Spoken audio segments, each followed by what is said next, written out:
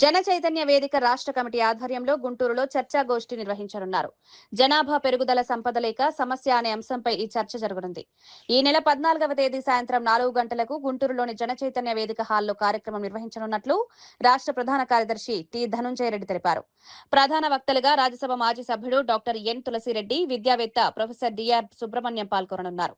పౌర సంస్థలు, ప్రజా సంఘాలు, రాజకీయ పార్టీల ప్రతినిధులు అధిక సంఖ్యలో పాల్గొని సూచనలు ఇవ్వాలని నిర్వాహకులు కోరారు. రాజ్యసభ సభ్యులు గతంలో 20 పాయింట్ ప్రోగ్రాం చైర్మన్గా పనిచేశారు.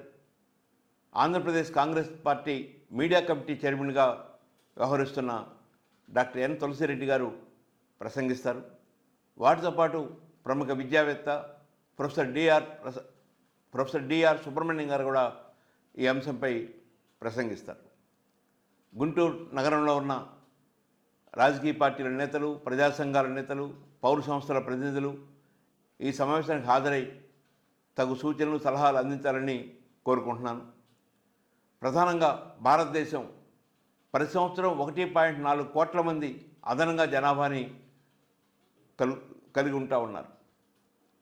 ప్రతి సంవత్సరం 1.4 కోట్ల మంది పెరుగుతూ ఉన్నారు. ఈ జనాభా ప్రపంచవ్యాప్తంగా మనం పరిశీలిస్తే 1.4 కోట్ల జనాభా లోపున్న దేశాలు దాదాపు 125 దేశాలు ఉన్నాయి. అంటే ప్రతి సంవత్సరం ఒక దేశాన్ని అదనంగా కలుపుకుంటూ ఉన్న పరిస్థితి. ఉన్నవాళ్ళకి మంచి విద్య, వైద్యం, ఉపాధి, మంచి వసతి, పరిశుభ్రమైన వాతావరణం ఇవేమీ కల్పించలేని స్థితిలో ఉన్నాం. ప్రపంచంలో కల్లా అత్యధిక నిరుద్యోగులు, అత్యధిక పేదలు, అత్యధికంగా వికలాంగులు ఉన్న దేశంగా ఇండియా కొనసాగుతూ ఉంది. వీటన్నిటికీ ప్రధాన కారణం ప్రపంచ భూభాగంలో మన భూభాగం కేవలం 2.4% మాత్రమే. కానీ ప్రపంచ జనాభాలో 18% జనాభా కలిగి ఉన్నాం.